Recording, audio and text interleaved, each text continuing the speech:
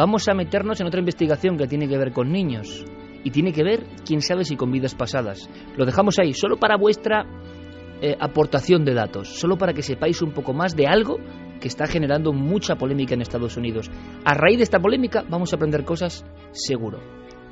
¿Tú en qué crees? Soy científico, creo en los datos. ¿Científico? Uh-huh. ¿Y qué investigas? Biología molecular. Siento una especial fascinación por el ojo. ¿El ojo? ¿Por los ojos? Los ojos. ¿Y por qué? El ojo es el punto de conflicto que la gente religiosa utiliza para desacreditar la evolución. Lo utilizan como prueba de un creador inteligente. ¿Un creador inteligente? Dios. Quiero zanjar el debate de una vez por todas con claros y concisos datos. Datos de cada etapa de la evolución del ojo. ¿Por qué tanto empeño en negar la existencia de Dios? ¿Negarla? ¿Es que alguien ha conseguido probar su existencia?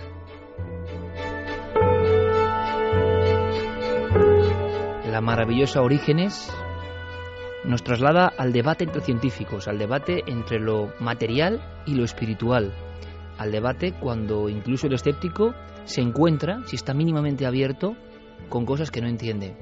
El ojo como epicentro de esta búsqueda, el ojo escaneado que de repente coincide. Es una película maravillosa, pero más allá del film nos catapultamos hacia una realidad, por lo menos lo que aseguran que es una realidad. Hemos contado en alguna ocasión casos de niños que recordaban supuestas vidas anteriores. Yo creo que esto hay que tomarlo mucho con comillas, entre pinzas, pero igual son fallos que nos están demostrando que algo pasa, que desde luego no conocemos el mapa de la conciencia. ¿Todo se trata de falsos recuerdos? ¿Todo es la criptoamnesia que decía Jung? ¿Todo es una especie de memoria genética? ¿O al final todo es que no comprendemos muy bien los rudimentos básicos de la realidad? Vamos a empezar con casos que ahora mismo, esto es lo importante, ahora mismo están convulsionando a la sociedad norteamericana. Carmen, caso 1. Pues sí, comenzamos con el caso de un niño, se llama Mace Madison, es de Wisconsin.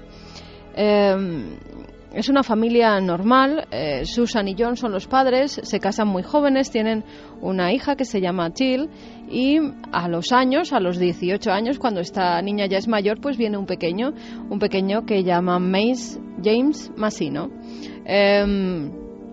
El niño es un niño muy espabilado, desde pequeño era muy bueno, eso sí, dicen sus padres que lo recuerdan como feliz, alegre y como con muchas ganas de aprender cosas. Un niño que se fijaba absolutamente en todo, pero que de repente un día empieza a tener un miedo. En esa familia a todos les gustaba mucho nadar en la piscina que tienen en su vivienda y este niño desde el primer momento, en cuanto intentan meterle en el agua, le entra como un pánico terrible, un ataque de histeria, cuando los padres, porque se creen que tiene miedo el niño al agua, como puede tener cualquier niño pequeño, deciden introducirle con ellos, bañarse con el niño. Cuando le llevan a la parte más profunda, el niño inmediatamente empieza a temblar, a llorar histéricamente, hasta tal punto que los padres tienen que sacarles porque decían que el niño parecía que quería ahogarles. Del impulso de querer salir de esa piscina, los metía hacia el fondo, con lo cual tenían que irse hacia la parte que no cubría y sacar al niño. Un pánico terrible que así describe su madre. A todo el mundo de mi familia le encanta nadar. A todos nos encanta el agua, así que teníamos una piscina. Jamie nunca se soltaba de las escaleras de la piscina y, aunque a veces lo cogía para meterlo conmigo en el agua, le entraba el pánico. Prácticamente te ahogaba. Te suplicaba que le llevaras a la parte poco profunda de la piscina. Le aterraba la parte más profunda.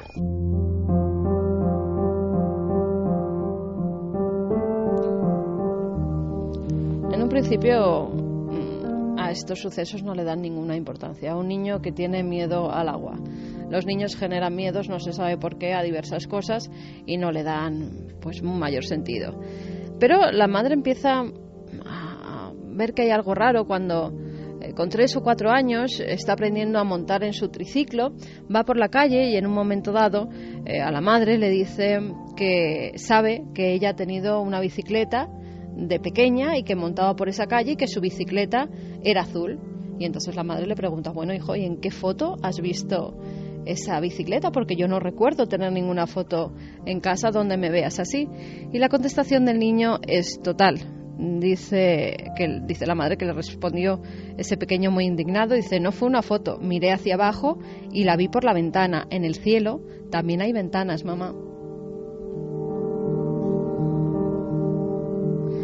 Pequeñas cosas que ya empiezan a mosquear a los padres, porque no son propias de un niño tan pequeño. Pero cuando de repente empiezan ya a asustarse e incluso deciden llevarle a algún médico, a alguna terapia, es cuando este pequeño empieza a tener unos terrores nocturnos terribles.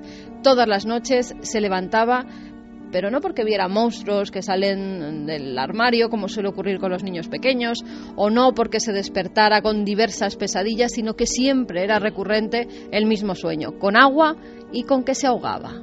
Los padres entonces ya empiezan a ver que algo pasa con esos terrores nocturnos. Nos preocupamos cuando empezó a tener esos terrores nocturnos y se lo comentamos a su médico, quien nos dijo que el sonambulismo era más normal de lo que pensábamos.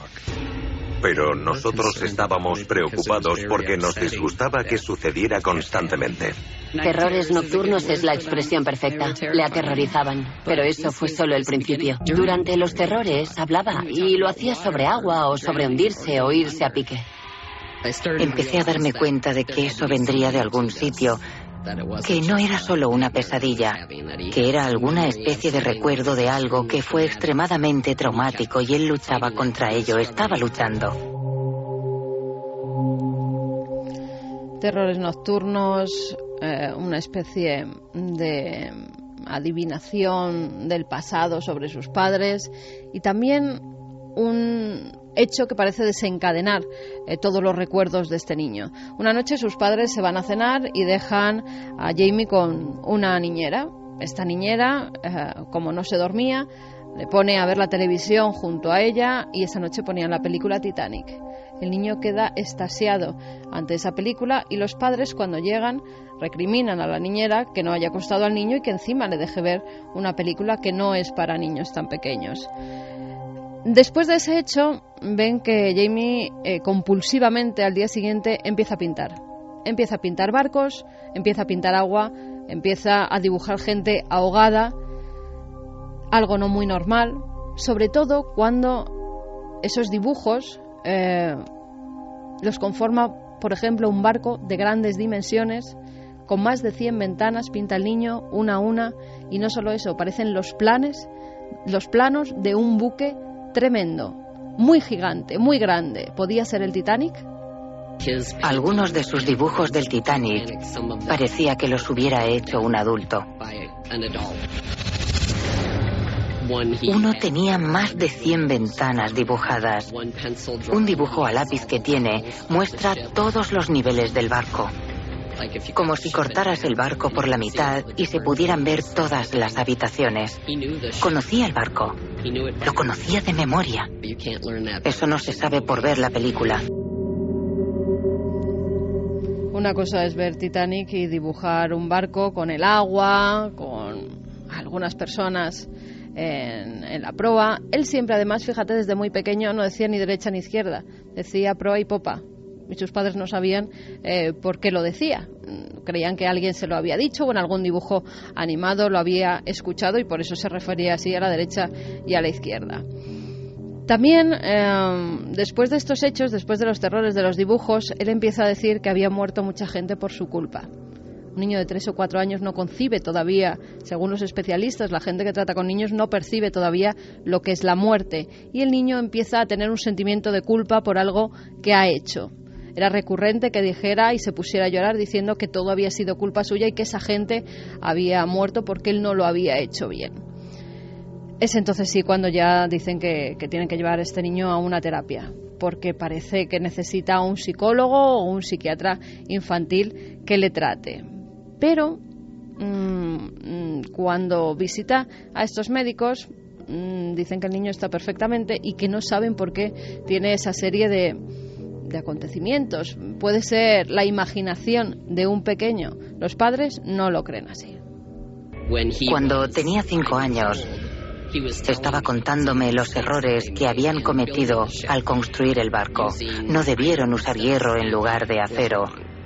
Tenía 5 años y me contaba todas esas cosas. Y me dijo que cuando el barco chocó contra el iceberg, las puertas de emergencia dejaron encerrados a todos los que estaban en la caldera. Gemía y decía: murieron los primeros, mamá, murieron los primeros, tú no lo entiendes. Y yo intentaba consolarle diciéndole: no, no, cielo, claro que lo entiendo. Y se lamentaba y decía: no lo entiendes, no debió suceder. No debieron morir así. Fue un error. Cuando escucha estas palabras de su hijo, la madre ya da por sentado que era alguien que viajaba en el Titanic y que se hundió con este. Y además alguien que tenía que haber participado en la construcción del barco, porque él seguía haciendo esos dibujos que parecían planos, verdaderamente era como una disección de las plantas del Titanic. Y además ese sentimiento de culpa por algo que él había hecho mal. Se ponen a investigar y dan con un nombre, que es el de Thomas Andrews, que fue uno de los constructores del Titanic, que además, en la noche en la que se produce el hundimiento, viajaba allí y no se subió al bote salvavidas para dejar el asiento a una mujer y a un niño, porque él decía que en parte él tenía la culpa de que se hundiera el barco. Tras años en los que Jamie tenía recuerdos del Titanic, terrores nocturnos, miedo a las aguas profundas y todos los dibujos que hizo, por fin llegamos a la conclusión de que tenía recuerdos de una vida anterior. No le vinculamos a alguien desde el principio, sino que a medida que estudiábamos el Titanic y su historia, pensamos que Jamie pudo ser uno de los diseñadores. Se llamaba Thomas Andrews.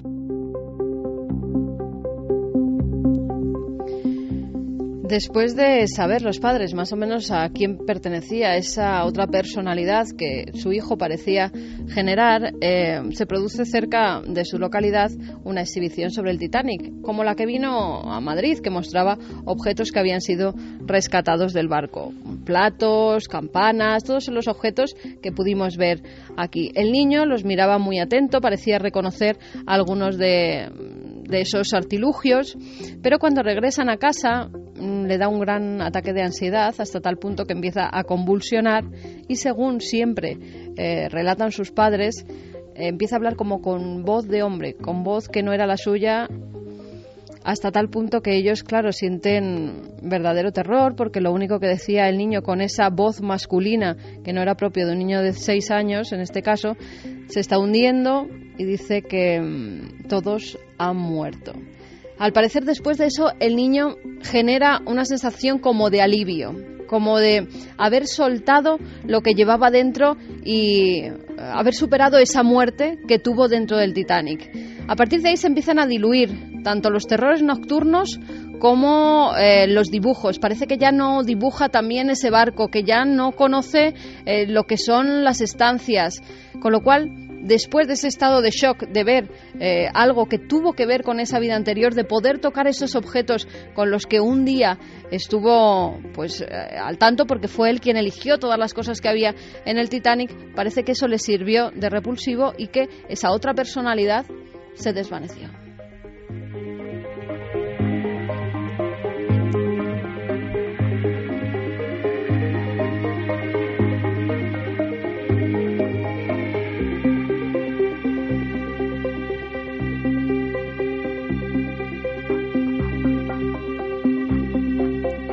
Hablábamos 2:15, por cierto, de una exposición, y nosotros, ya lo sabéis, tenemos la exposición de Cuarto Milenio en abril en el Palacio de Linares, ni más ni menos.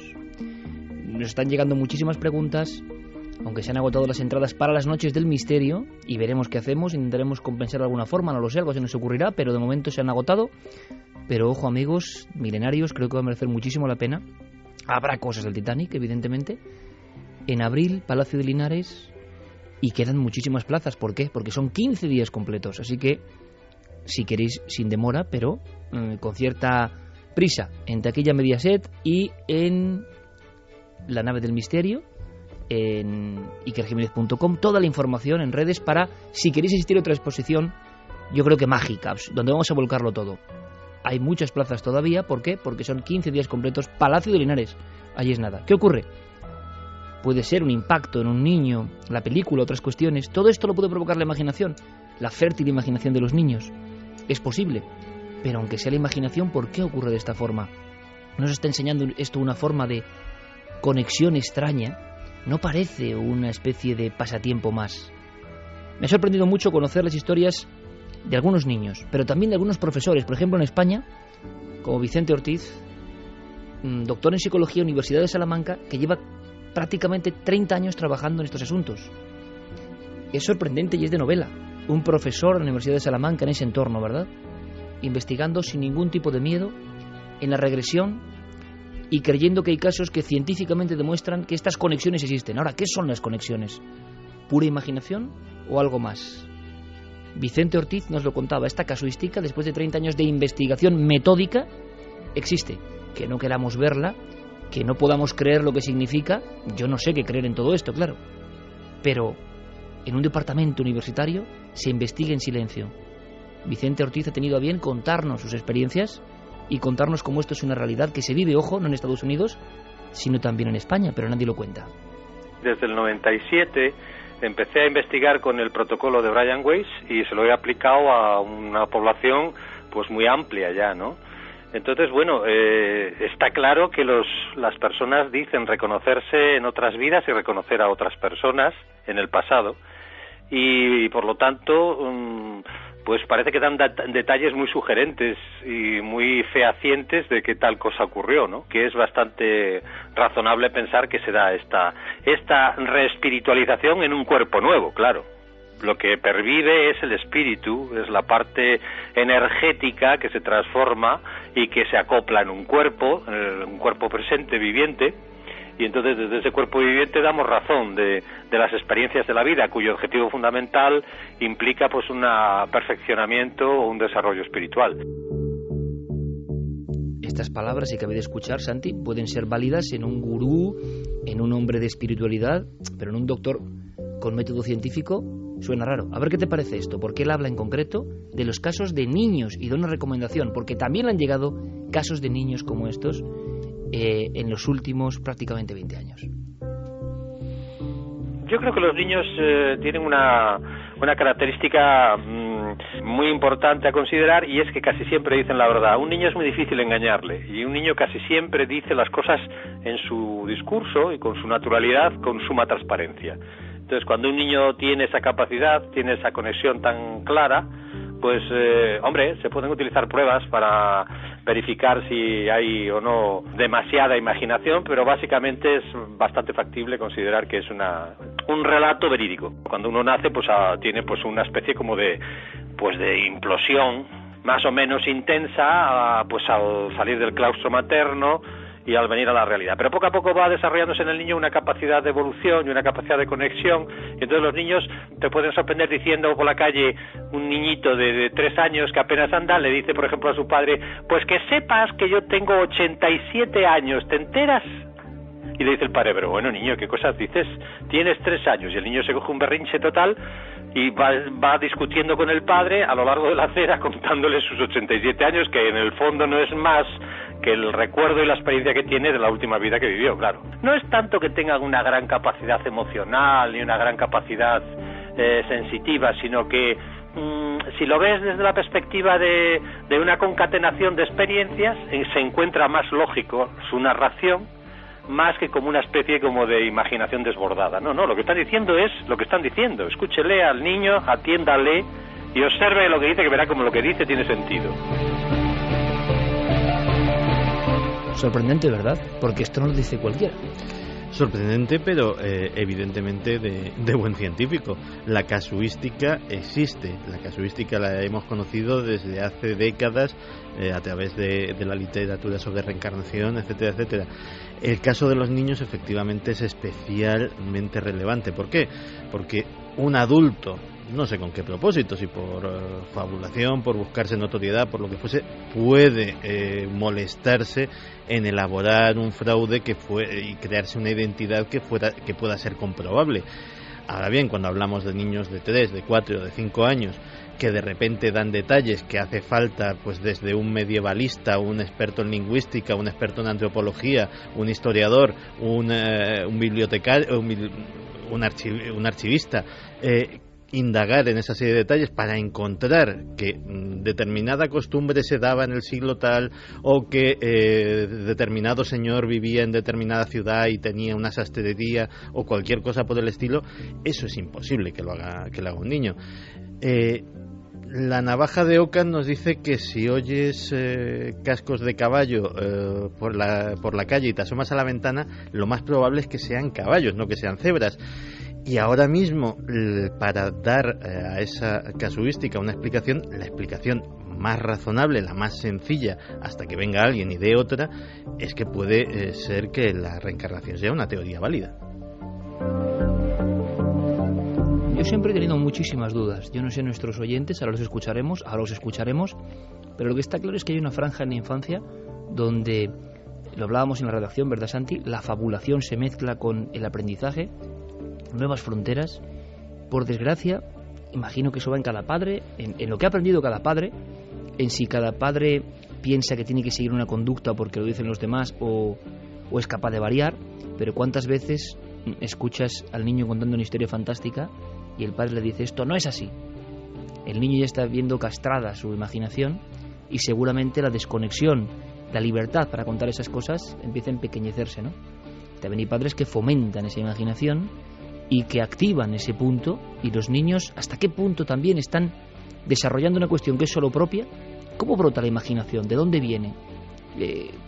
Yo creo que son tantas preguntas todavía por saber de esa franja absolutamente mágica, porque sí que sabemos que después de cierta edad ya todo tiene como unos raíles, pero ha habido esa etapa salvaje, esa etapa de hiperconexión con la vida, con las fuerzas primigenias de la vida posiblemente, que se expresan ante un niño, se expresan a través de la voz de un niño, y a veces esa voz llega a los adultos, y los adultos nos da la impresión que ya hemos desaprendido todo y que nuestro papel es el de censores. Quizá escuchando, como dice Vicente Ortiz, Universidad de Salamanca, quizá escuchando al niño con la mente abierta, comprendamos algo del origen de nuestro propio misterio. Más allá de si hay reencarnación o no, que yo no lo sé y nunca he creído realmente en ella porque no lo entiendo muy bien, pero lo que yo creo no tiene ningún sentido, porque yo soy el primero que puede cambiar la teoría si me demuestran lo contrario. Pero lo que está clarísimo es que hay como un magma creativo y que no tiene una fácil explicación. Los niños son auténticas bombas positivas de imaginación, en desarrollo permanente. Y de vosotros depende, si sois padres, fomentarlas o limitarlas. Por desgracia la vida ya tiene bastantes limitaciones, ¿no? Para que en este momento mágico ellos no puedan dejar sus sueños abrirse paso. Esos sueños nos llevan a anomalías, evidentemente, como el caso 2, Diego. Sí, es el caso de Luke, otro de estos niños. Sus padres son Nick y Lisa, una pareja que se conoció en el instituto, que después fueron juntos a la universidad. Son gente Iker de mente bastante abierta, pero a pesar de eso confiesan en este programa que nada de lo que habían estudiado les preparó para lo que ocurrió cuando este bebé nació. Luke fue un bebé que se desarrolló muy rápido, aprendió a hablar muy pronto y desde el principio fue muy cuidadoso. Dicen esto precisamente, cuidadoso, y se refieren a cosas como tener mucho cuidado, por ejemplo, con los fuegos de la cocina. Sin haberse quemado, sin haber tenido ninguna mala experiencia, el niño sabía perfectamente dónde no debía tocar. Pero lo primero que le hizo sospechar a su madre de que algo extraño ocurría con este bebé, fue cuando dijo que antes de ser un bebé había sido una chica que había tenido el pelo negro. Evidentemente su madre le corrige, porque se extraña muchísimo de que el niño esté diciendo eso, pero el niño insiste, el niño sigue sacando el tema de vez en cuando. Su madre decide, como ocurría en el caso anterior que nos ha narrado Carmen, no prestarle demasiada atención al principio, cree que pueden ser fantasías. Pero una vez que están jugando en el jardín, su madre y Luke, su madre encuentra una especie de insecto, un escarabajo, y Erika, que es su madre, le pregunta al niño cómo quiere llamar a ese insecto. El niño dice que va a llamarla Pam. Y la madre se queda muy extrañada, no sabe de dónde ha venido eso. Después, Luke, digamos que adopta ese nombre y comienza a llamar Pam, a bautizar así, a cualquier objeto que simbolice a una chica, pone por ejemplo ese nombre a uno de sus peluches, y nadie sabe muy bien de dónde viene esto. La clave parecía estar en ese nombre, en Pam, y la llave de ese misterio la tenía Luke. Escuchamos. ¿Quién es Pam?, pregunté, y él me miró y me dijo, era yo. Vamos, lo era antes. Luego morí, subí al cielo y Dios me envió de vuelta.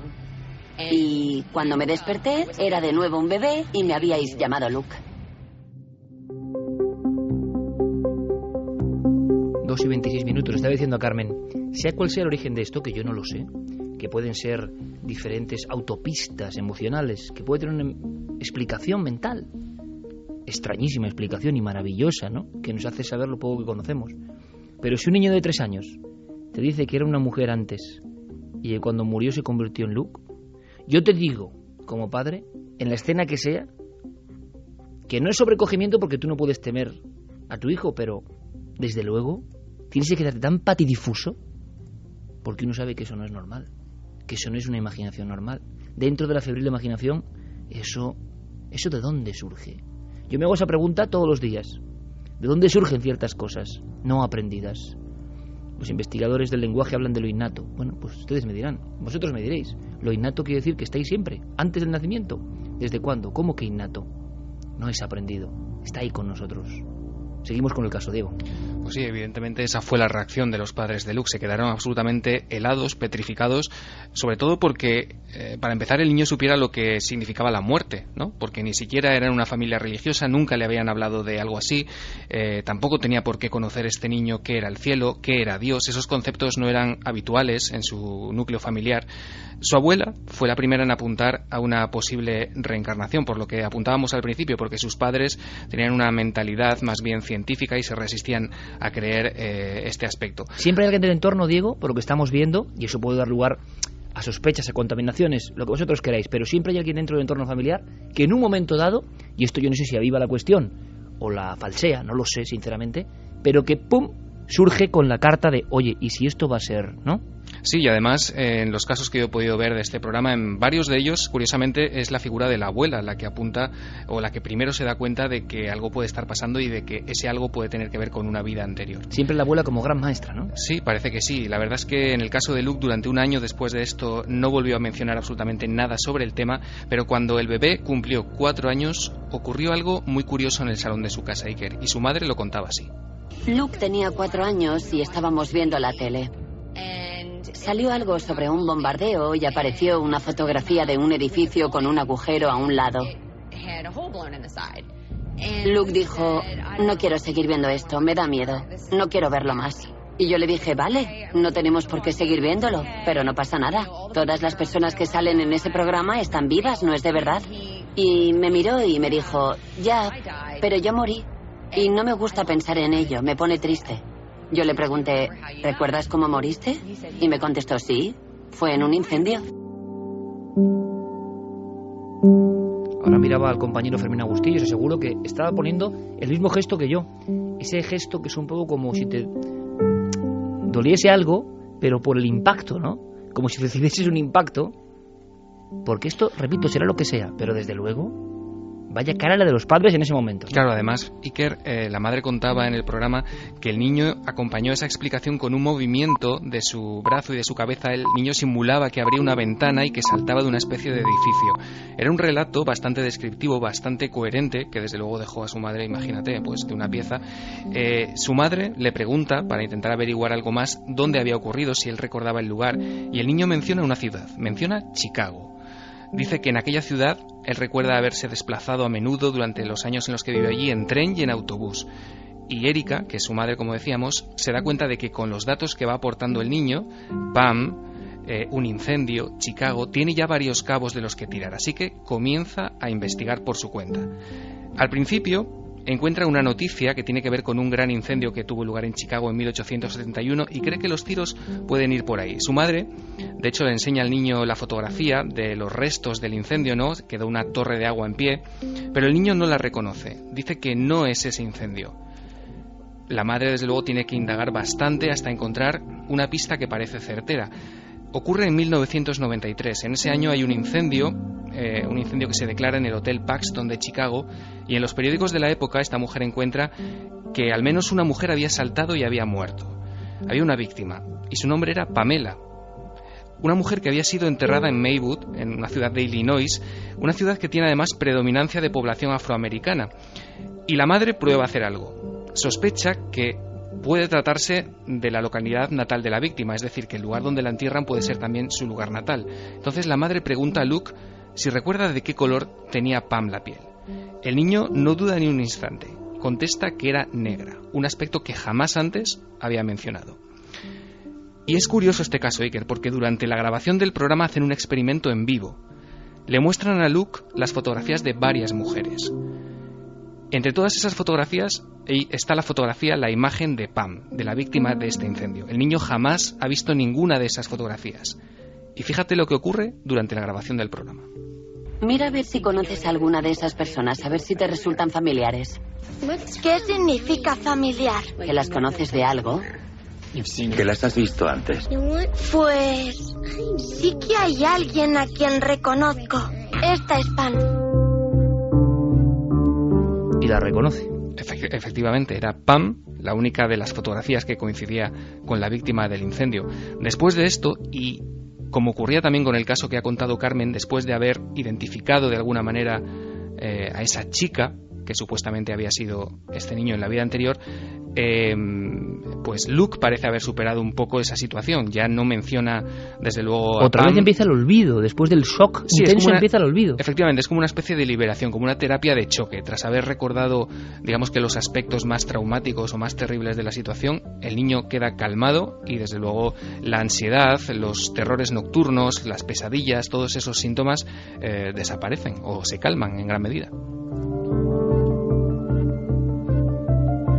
Lo estaba contando maravillosamente nuestro compañero Diego Marañón. Estábamos visualizando. La fuerza de la radio es que no tiene imágenes, ¿no? Y estábamos visualizando esa prueba. Yo digo, o es todo un fraude enorme, cada caso es un fraude enorme, como otros muchos casos que hemos comentado y que vienen a lo largo del tiempo. Me extraña, pero o es un cúmulo de casualidades enorme, o si no, aquí hay algo para investigar y algo asombroso.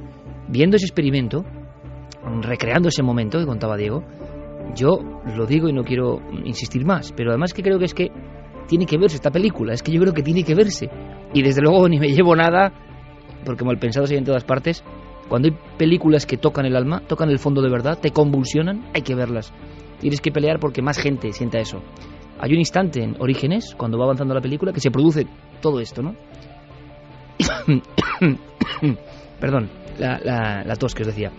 Y veréis que hay un momento tremendo de la aparición de una niña que es huérfana en la realidad, que vive en un orfanato de Delhi, que yo he investigado un poco sobre ella, no sabe la edad que tiene, no sabe cuándo la dejaron en ese orfelinato. Si vosotros vais al cine, no os voy a decir más, y veis la cara de esa niña y los ojos de esa niña, que se llama Salomina, unos 7, 6 años, no se sabe, 8, me gustaría que si la habéis visto, ahora ya esta noche, me dijerais qué sentisteis. Porque yo sé que es totalmente subjetivo, pero es tan estremecedor, tan convulsionador, tan increíble, tan fuera de lo casual. Y es una película. Ahora, el director, como buen hombre de investigación y de sensibilidad, no ha elegido porque sí, ¿no? Y cuando vio a esa niña, supo que tenía que ser esa niña. La expresión de esa niña y la tremenda emoción del momento, con mucha sorpresa. Creo que hay que ver esa película porque en el fondo nos lleva a todo esto que estamos investigando. Es que muchas veces los seres humanos, incluidos los que nos dedicamos al misterio, tenemos un pequeño sesgo. Tenemos la muerte como destino, como estación final inevitable de nuestras vidas. Y a veces nos centramos mucho en ¿a dónde vamos? ¿A dónde vamos a ir? ¿Qué va a pasar? ¿Qué las ECMs, las experiencias, el túnel, los fantasmas, el espiritismo? Pero la otra gran pregunta es ¿de dónde venimos? Yo no soy padre, pero cuando veo un bebé, casi siempre le hago mentalmente la misma pregunta. Digo, ¿quién eres? ¿De dónde vienes? O sea, ¿dónde has estado antes de estar aquí? Y posiblemente esa pregunta sea tan trascendente, tan misteriosa y posiblemente tan importante como la otra. Y a lo mejor tienen la misma respuesta. Decía Santi algún sabio, y fijaos qué frase, es muy rotunda, pero a mí me parece tremenda. Hay un enorme misterio, ¿no?, tras la muerte, pero hay uno superior, que es la vida. Venga a preguntarnos qué pasa después del velo. ¿Hay vida después de la vida? No. ¿Y qué es la vida?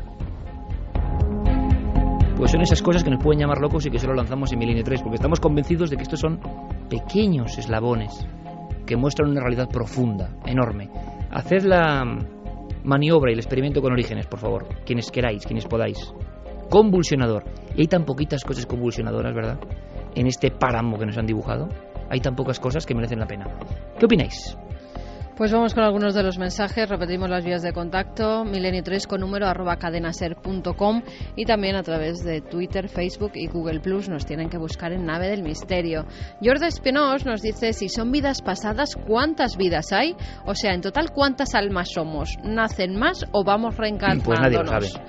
Jesús Bastarrica dice: un porcentaje de nuestro disco duro ya viene con unos programas de fábrica. Eso estoy convencidísimo. Carlos Silva: puede que todos tengamos una vida pasada, pero parece demostrado que unos se acuerdan de ella y otros, la mayoría, no. Muy interesante. Xiomara, igual porque les han bloqueado cualquier capacidad de acercarse a eso. Xiomara Cerezo dice: somos las mismas personas en diferentes cuerpos, diferente vida, lugar, cultura o idioma.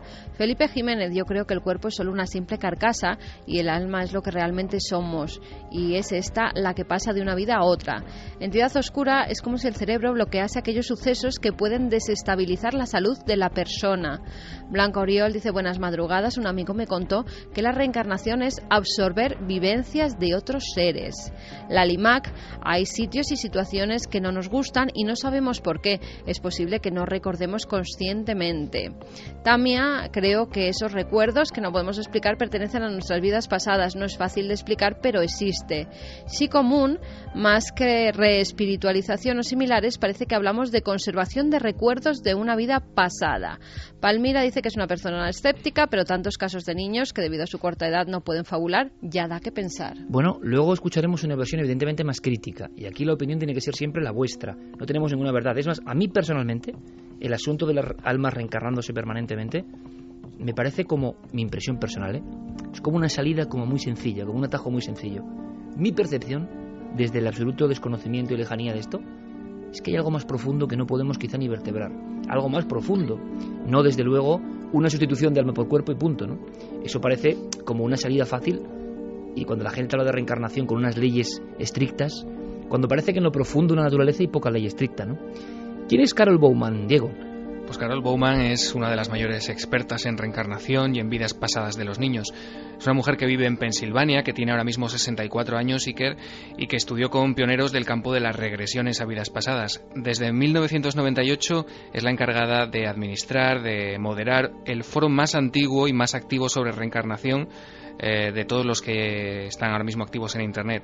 Colabora como experta en estas cuestiones en muchísimos programas estadounidenses de radio y de televisión, ha dado conferencias en muchísimos países, también en Europa, ha venido a España y ha escrito 2 libros sobre el tema. Lo curioso es el motivo de su aproximación a estos temas. La fascinación por este asunto tiene mucho que ver con su propia vida, porque su hijo Chase fue protagonista cuando solo tenía 5 años de uno de estos supuestos recuerdos de otras vidas. Fue a esa edad cuando Chase, que hasta entonces había sido un niño absolutamente normal, empezó a sentir un miedo cerval hacia los petardos, los cohetes y en general hacia cualquier pequeña explosión o ruido potente que tuviese lugar a su alrededor. Y a eso se le añadía, y esto es interesante, un elemento físico. Era la presencia de unas extrañas marcas cutáneas, una especie de eczemas en una de sus muñecas. ¿Y qué explicación había? La clave llegó para Carol Bowman en una serie de sesiones de hipnoterapia en las que el niño pudo recordar que en una vida anterior había sido un soldado de raza negra que había muerto durante una batalla en la Guerra Civil estadounidense.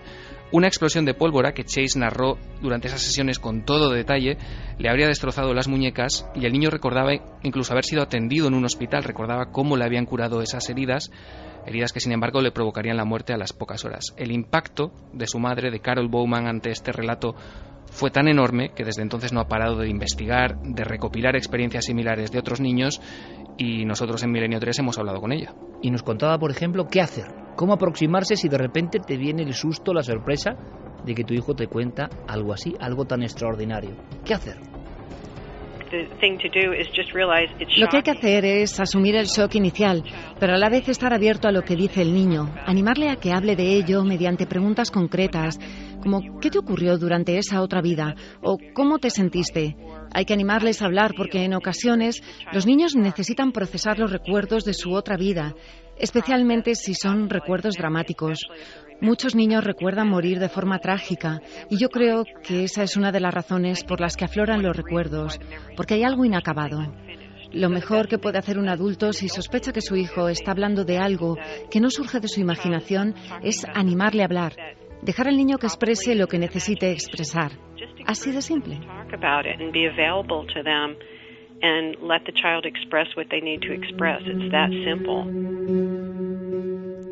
Parece una actitud muy sabia, ¿no? La de dejar que desarrolle esa historia, no castrarla desde el principio. Y repito, cuántos ejemplos, ¿no?, de castración se contemplan diariamente con actitudes, ¿no? Limitar la onda de visión, sobre todo cuando es más mágica, ya lo sabemos, ¿no? O tiene más poder. Y cuando está quizá hiperconectada aún a ese disco duro del que hablábamos, esa especie de ordenador central, ¿no?, que nos ha programado en algún sitio. Bauman hablaba de esas marcas que mencionaba Diego. Unas marcas que parece que se repiten al mismo tiempo que se repite como una estructura, ¿no? Suele ser un elemento luctuoso, un miedo, el que desencadena estas experiencias. A menudo estos niños conservan una marca o un defecto de nacimiento relacionado con alguna herida o enfermedad fatal en su otra vida. Se han dado muchos casos de niños que recuerdan tantos detalles que ha sido posible identificar quiénes fueron anteriormente. Por ejemplo, se tiene constancia de niños con múltiples marcas de nacimiento en esta vida que habrían muerto anteriormente a causa de disparos. Y al comprobar informes médicos y forenses de los fallecidos, se ha comprobado la existencia de una correlación entre las marcas de nacimiento y las heridas mortales. Para mí esto es absolutamente fascinante, porque supone una prueba física de que algo nos acompaña siempre a través de nuestras diferentes existencias.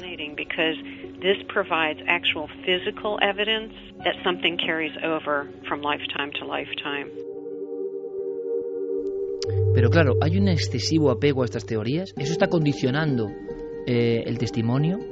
Una cosa es dejar hablar y otra cosa es condicionar con la creencia nuestra, que la potenciamos, y un niño es una esponja absolutamente. Y una cosa es dejarle que desarrolle y otra que le condicione absolutamente y que nos cuente lo que nosotros queremos escuchar. Porque por otro lado, si la reencarnación es así, es tan matemáticamente concreta, ¿qué pasa? ¿Cuántas almas ha habido? ¿Quiénes son?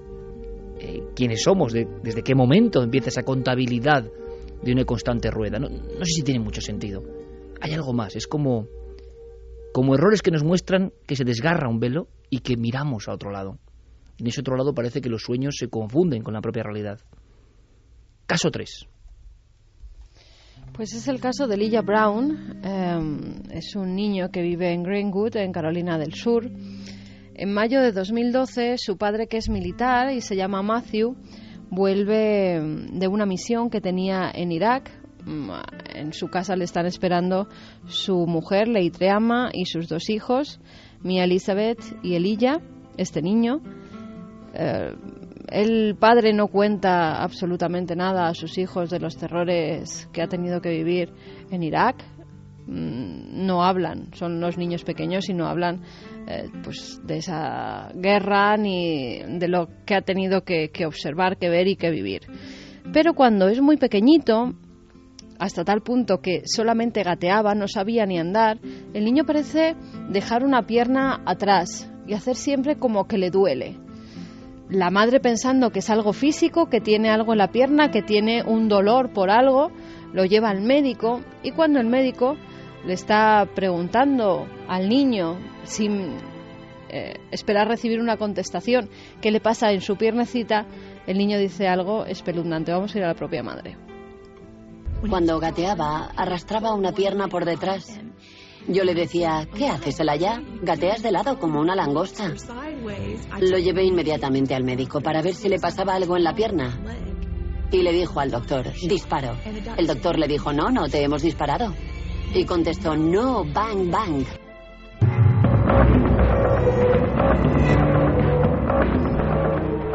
Un niño que solamente gatea, que ni siquiera anda y que ya le diga al médico disparo, bang, bang, ¿no? Como se expresan los niños pequeños cuando quieren decir algo y, por supuesto, con esa edad no tienen la capacidad de mentir, no saben mentir.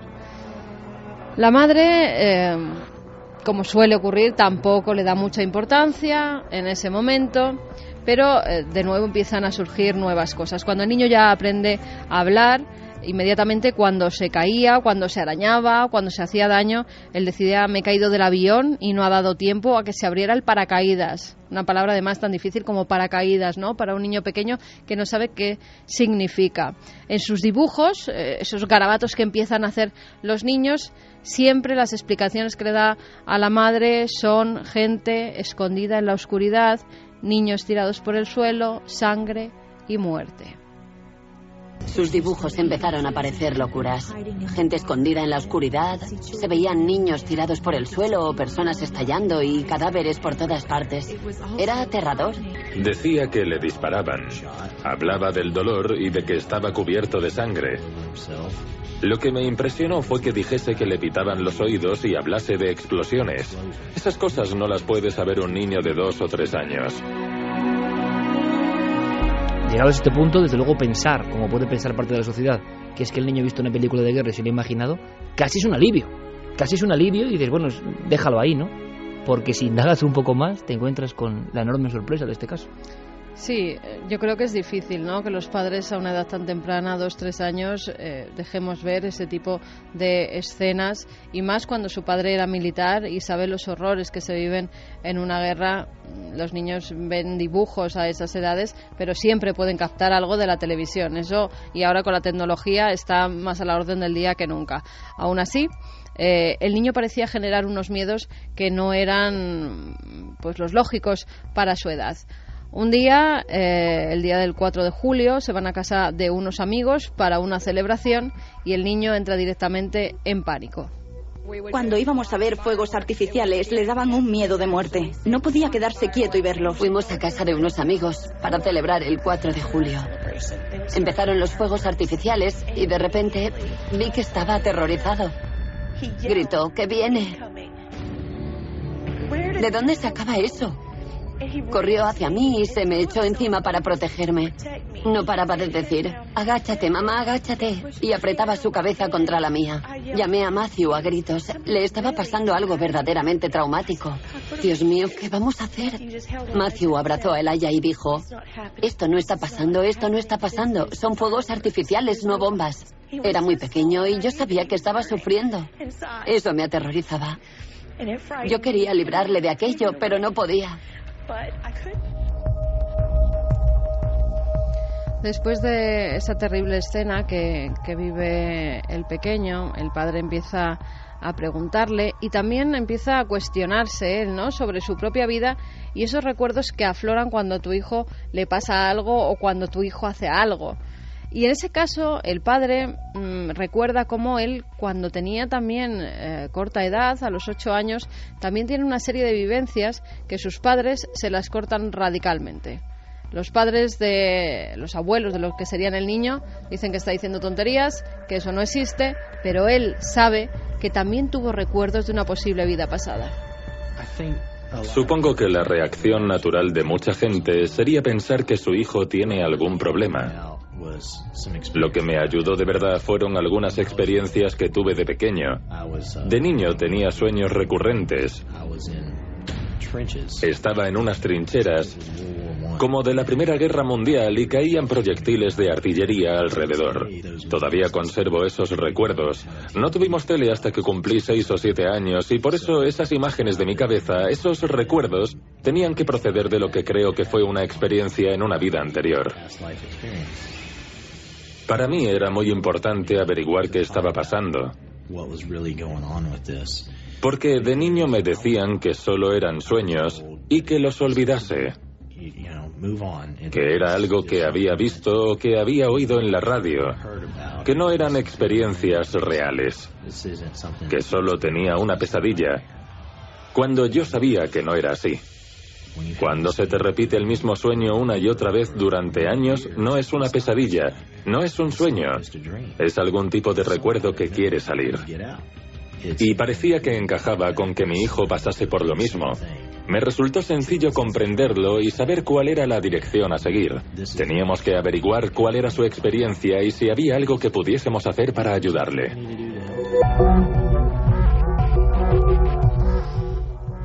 Aquí vemos las dos caras de la moneda, cuando te encuentras con padres comprensivos que parece que quieren ir un poco más allá y buscar qué le está ocurriendo a sus hijos, abiertos completamente a todo tipo de posibilidades, y otra parte de la familia, como es la abuela del niño, que incluso tiene miedo a su nieto, tiene miedo a lo que cuenta, a lo que dibuja, a ese terror de las explosiones, de la sangre, de los niños mutilados que hay en sus dibujos. Esas dos caras de la moneda las vive esta familia.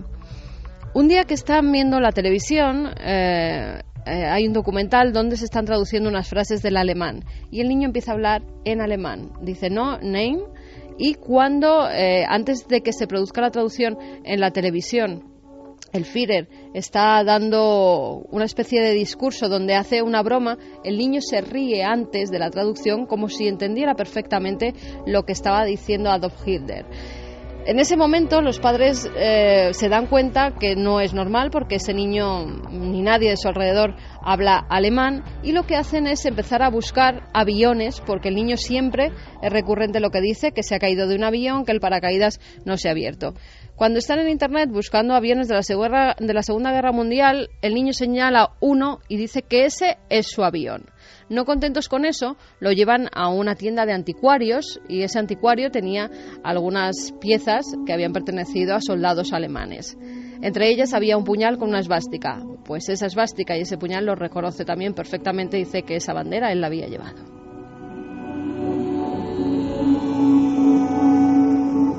El caso, Iker, es que ya creen que es alguien que ha estado de soldado en la Segunda Guerra Mundial. Están de nuevo viendo la televisión y sale el nombre de Peter. Y entonces el niño dice, así me llamaba yo. El aya empezó a hablar de ayudar a poner a los niños a salvo. Hacía dibujos y recuerdo que había una figura pequeña acompañada de niños. Siempre llevaba una pistola y una cruz y los guiaba. Le pregunté a dónde los llevaba. Los sacamos y los llevamos a distintos países. Decía que estaba bajo tierra, ocultándose en cuevas. Casas en árboles. Pensé, ¿pero qué dice? Niños. Era hora de darle sentido. Y nos pusimos a investigar de dónde sacaba todo eso. Busqué rusos bajo tierra. Niños rusos. Cualquier palabra clave que hubiese dicho. Y de repente aparecieron los partisanos rusos. Lo leí y me di cuenta de que había encontrado la pieza que faltaba. Los partisanos rusos eran un grupo de la resistencia que luchó contra las tropas alemanas en la Segunda Guerra Mundial, y para ayudarlos pues lanzaron una serie de soldados rusos desde el aire en paracaídas que luego se quedaron viviendo en Alemania. Y había un hombre, Peter Petrovsky. Llegaron hasta allí, un teniente que ascendió a coronel tras una batalla en Bielorrusia, tomó parte en un ataque aéreo y cuando lo derribaron se unió al movimiento partisano ruso, con lo cual todo encajaba. Mi madre encontró un libro en una universidad. Hemos mirado como 200 páginas para encontrarme. Hemos encontrado a alguien que pasó por algo igual a lo que yo siento. Todo es de él. Bueno, mío. Encontré a un hombre que empezó como teniente y fue ascendiendo a coronel después de una batalla en la frontera de Bielorrusia. Coincidía con una batalla que había descrito el aya. Tomó parte en el ataque aéreo. Lo habían derribado y cuando se estrellaron se unió al movimiento partisano ruso. Se llamaba Petrovsky. Parecía coincidir todo y cuando ya tienen solucionado el tema, su padre es de nuevo llamado a filas porque tienen que ir a Irak. El niño pide que le dejen solo con su padre y le da consejos como si fuera un soldado veterano. Con los consejos que le da el hijo, el padre, en un ataque que tiene su grupo, logra sobrevivir. Si no hubiera sido por los consejos de su hijo, el padre estaría muerto. Todo esto es muy emocional, pero hay versiones diferentes. Dos científicos del equipo, Manuel Martín Loeches, entidad en el mundo del cerebro, doctor Gaona, más abierto, ¿no? ¿Qué nos cuentan? Bueno, la criptomnesia creo que es un concepto que propuso Carl Jung viene a querer decir, bueno, son como recuerdos o imágenes mentales que uno tiene que no reconoce como auténticos o que no reconoce como propios, más bien, ¿no? Es decir, te vienen a la cabeza imágenes, situaciones, pueden ser producto de la imaginación o pueden ser producto de la propia memoria, solo que uno no encuentra el contexto, la situación concreta en la que aquello ocurrió, ¿no? Entonces se han propuesto algunas veces como que fenómenos de criptoamnesia podrían ser experiencias de reencarnación, ¿no? De alguna manera. Es posible, ¿no?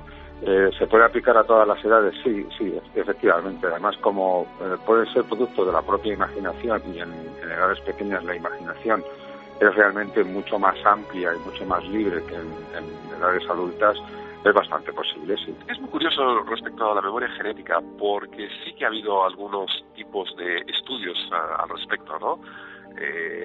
En diversos ámbitos, desde los trasplantados, por ejemplo, en el que en el fondo la persona que es trasplantada también es supuestamente capaz de recordar cosas del donante, pero también a través de los niños, e incluso hay una serie de teorías, algunas de ellas curiosamente se acaban de publicar en octubre pasado, de Telegonia, en el cual, por ejemplo, hijos que nacen de segundas parejas, curiosamente, se parecen al primer padre, y no es que haya habido infidelidad. No, se ha postulado, es un hecho además muy curioso, que ya fue descrito por el escritor Émile Zola en el siglo XIX, y bueno, se ha especulado con que quizás ciertos fragmentos del ARN o de otro tipo del esperma masculino influyan sobre los óvulos almacenados en la mujer y de alguna manera se transmitan a esos segundos hijos que, curiosamente, se parecen a las primeras parejas. Entonces, cuando estamos empezando a ver estas fantásticas cuestiones por parte de la ciencia, llega un momento que tampoco podemos descartar cualquier otra cuestión. Creo que debemos de permanecer con la mente abierta y los ojos expectantes. Lo dice un científico. Santi, colofón para esto. Esto está dando mucho que hablar y quizá haya que retomarlo, ¿no? Pues sí, pero efectivamente el mito, el que se creía que era un mito de la telegonía, existe en la literatura, hasta Aristóteles hablaba de ello. Efectivamente venía a decir que una pareja anterior podía influir en el aspecto, en la herencia genética de los hijos de un matrimonio posterior. Pero es que un reciente estudio de la Universidad del Norte de Gales ha certificado la existencia del fenómeno. Eso sí, los sujetos experimentales son moscas de la fruta, a las que hacían aparearse con unos determinados machos antes de que las hembras fueran fértiles. Cuando adquirían la madurez sexual, la vida de las moscas es muy corta, unas horas o unos días después la hacían aparearse con otro macho y descubrían que el producto de los huevos, las larvas que tenía esa hembra, tenía características genéticas del primero. Eso ya lo describe hasta Darwin en sus obras, contando la historia de un noble inglés que intentó hacer que se reprodujera una cebra con una yegua y no lo consiguió, pero luego, meses después, a esa yegua la cruzó con un caballo y el caballo salió con rayas.